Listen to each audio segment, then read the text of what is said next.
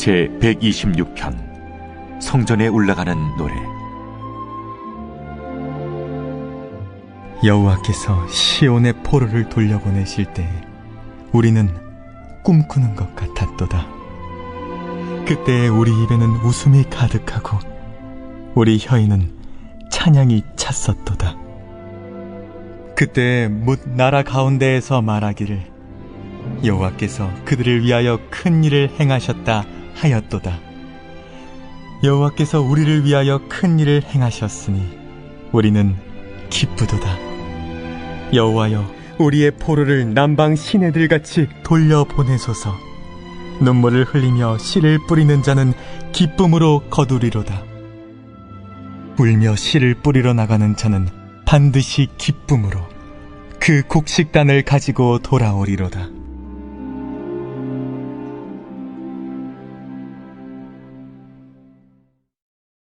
오늘은 시편 126편의 말씀을 가지고 함께 은혜를 나누겠습니다. 본문의 말씀은 이스라엘을 바벨론 포로 생활에서 구원해 주신 하나님의 은혜를 노래하고 있습니다. 본문 1절의 말씀을 보면 여호와께서 시온의 포로를 돌려보내실 때에 우리는 꿈꾸는 것 같았도다 라고 말씀합니다. 오늘 시인은 지나긴 포로 생활을 마치고 3차에 걸친 포로 귀환의 모습을 보면서 꿈을 꾸는 듯한 감격을 느끼고 있습니다. 기적과도 같은 일이 일어났다는 것입니다. 눈앞에 너무나 놀라운 일이 이루어지고 있습니다. 또 누구도 기대할 수조차 없었던 일이 벌어지고 있습니다. 이것을 보면서 오늘 시인은 마치 꿈을 꾸는 듯한 느낌을 받는 것이죠. 이 표현이 조금 과장되고 또 시적인 표현이라고 생각할 수 있지만 사실 그렇지 않습니다. 예루살렘이 멸망했습니다. 또 이스라엘 민족은 바벨론 각 지역으로 흩어져서 자그마치 70년이라는 세월을 보내야 했습니다. 자신들이 살던 땅은 황폐해졌고 이제는 이방 잡족들이 그곳에 이주해서 터전을 잡고 살고 있습니다. 이런 현실을 앞에 두고 포로 귀환과 또 예루살렘의 재건을 기대하는 사람은 아무도 없었습니다. 어느 날 갑자기 영원히 계속될 것만 같았던 바벨론 제국이 무너질 거라고 누가 상상이나 했겠습니까? 무너진다 한들 뿔뿔이 흩어져서 간신히 명맥만 유지하는 이스라엘 민족이 무사히 고국으로 귀국할 것이라고 누가 상상을 했겠습니까? 하지만 하나님은 이 일을 이미 계획해 놓으셨습니다. 그리고 꿈과 같은 일들을 이미 한 사람을 통해서 꿈꾸게 하셨습니다. 그 사람이 바로 예레미야 선지자입니다. 예레미야는 이미 하나님께서 정확히 70년 후에 이스라엘 백성들에게 이러한 날을 이루실 것이라고 꿈꾸게 하셨습니다. 예레미야 29장 10절 말씀을 보면 여호와께서 이와 같이 말씀하시니라. 바벨론에서 70년이 차면 내가 너희를 돌보고 나의 선한 말을 너희에게 성취하여 너희를 이곳으로 돌아오게 하리라 라고 말씀하셨던 것입니다. 지금이야 우리가 결과를 알고 하나님을 찬양할 수 있지만 이 말씀에 아멘이라고 할 수 있는 사람은 당시 몇 명 없었습니다. 하지만 예레미야는 그 말씀을 믿었습니다. 하나님의 말씀이 상황과 맞지 않아도 믿는 것이 믿음인 것입니다.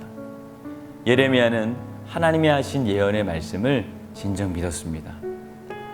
저는 말씀을 전하는 사람이지만 때로는 말씀을 전하다 보면 이 말씀이 성도들에게 어떻게 들릴까를 염려할 때가 있습니다.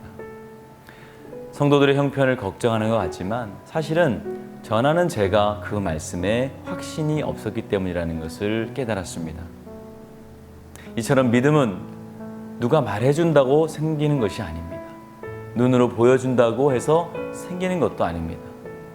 노아는 120년 후에 있을 홍수를 내다보며 방주를 지었고 그대로 이루어지는 것을 보았습니다. 아브라함은 하나님께서 자신을 통해 모래알과 같이 많은 민족을 주실 것을 믿었고 또 그대로 되었습니다. 요셉은 애굽의 노예로 팔려가 감옥에까지 갇혔지만 하나님이 주신 꿈을 잃지 않았고 결국 민족을 구원하시는 하나님의 능력을 보게 된 것입니다. 사랑하는 성도님, 믿음 안에서 하나님께서 주시는 큰 꿈을 꾸시는 성도님들이 되시길 바랍니다. 비록 이 말씀이 내 현실과 맞지 않고 또 남들이 보기에 헛된 꿈처럼 보일지라도 반드시 하나님은 그 말씀을 이루실 것을 믿으시길 바랍니다.